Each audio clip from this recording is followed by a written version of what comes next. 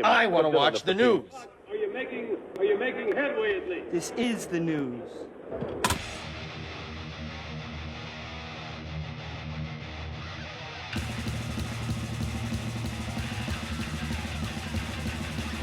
Smack-a-mugub, it's time for the only news that matters.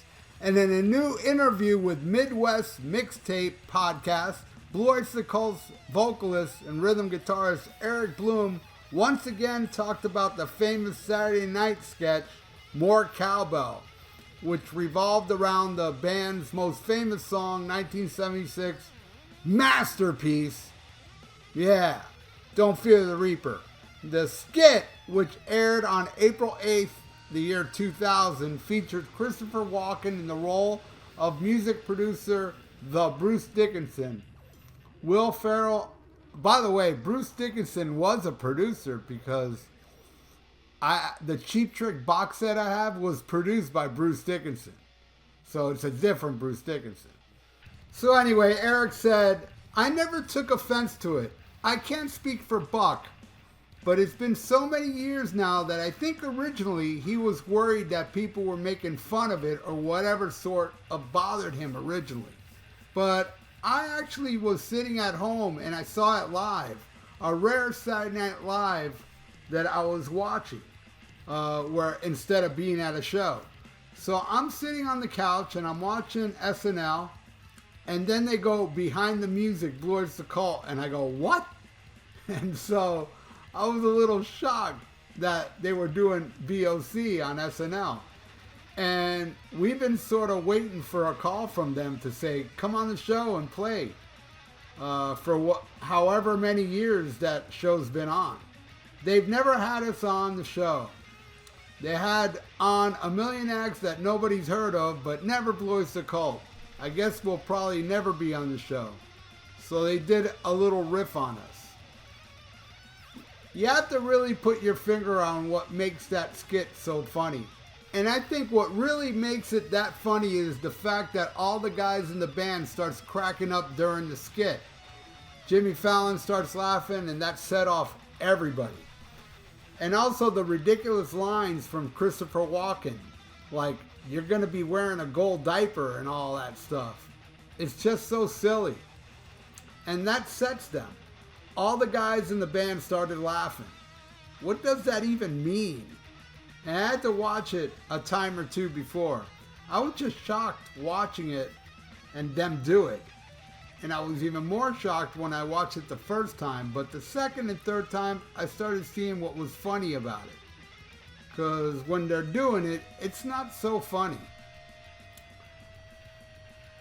Elaborating on Don't Fear the Reaper's cultural impact, Eric said, it's a great song written by Buck when he was worried about how long he was going to live. So it certainly has stood the test of time. It's on every classic rock station in the country, here and in Europe, everywhere. It was recently on the TV show The Masked Singer, and everybody's wearing a costume and the judges have to guess who's inside the costume. So I was really surprised when it was on that show. It really has crossed over, so it's a little part of rock and roll history. Last year, Buck Dharma told Vulture that the good publicity surrounding Saturday Night Live's use of Don't Fear the Reaper outweighed the bad. He says, it's funny to think about it. I feel bonded to Will and Christopher in a way because we're all at the mercy of the cowboy sketch in different ways. Will's character was made up, and we dedicate the song to him sometimes. But I would tell Christopher, it's all bearable, I suppose. Blue Oyster Cult got through it, and we persevered. When we play Reaper, people still mimic playing the cowbell, but we had to ban people from bringing actual cowbells to the concert. But again, it's a tiny cross to bear. After the More Cowboy sketch became a hit, Buck Dharma and Blue Oyster Cult had no choice but to change their formula. We began playing the cowbell in the Don't Fear the Reaper. For 20 odd years, we didn't use a live cowbell for our shows and never considered it. We had to play the cowbell because There was just no getting away from it. I'm grateful that as significant as the sketch is, because after 25 years, it still is. It didn't kill the song. It originally intended it, or it's the original mood. It's still used as a cue in horror movies when you want the mysterious and uneasy vibe. So I'm glad the sketch didn't kill the song and didn't make it one big joke. All right, there you go. You know, the biggest mystery to me about that Saturday Night's live sketch, I never ever noticed the cowbell in Blue Oyster Cult. And by the first time I ever saw that skit, I'd known that song for 20 somewhat years. And then, you know, after I saw the skit, I listened to the song and I'm like, oh yeah, I do hear cowbell. Very faint in the mix. If you listen good, you can hear the cowbell. But I never noticed it before, and there's so many other better songs they could have used for the cowbell. You know, Mississippi Queen, I can go on. There's a lot of songs that the cowbell is predominant. But, you know, I just saw Blue Oyster Cult last month, and I've seen Blue Oyster Cult many, many times after that Saturday Night Live skit. And every time they play Don't Fear the Reaper, right at the beginning of the song, every time Eric Bloom starts hitting an imaginary cowbell. He's up there pretending to hit a cowbell. So, hey, it's great, man. I mean, I don't know if the song became more popular, but it didn't actually fade away either, you know? It's still a staple and fucking best song on that album, if you ask me. Some Enchanting Evening. No, not Some Enchanting. Agents of Fortune. Is it on Some? It's on Some Enchanted Evening as well. But, man, it's great, though, man. I find it funny. I think the funniest part of the sketch is Christopher Walken. You know, I thought that guy stole it. You know, just his delivery. The guy's just hilarious, you know. And Agent of Fortune is the biggest selling Blue Oyster Cult studio album. I believe one of their live albums was the biggest seller. And I think that's why Blue Oyster Cult never caught on that much.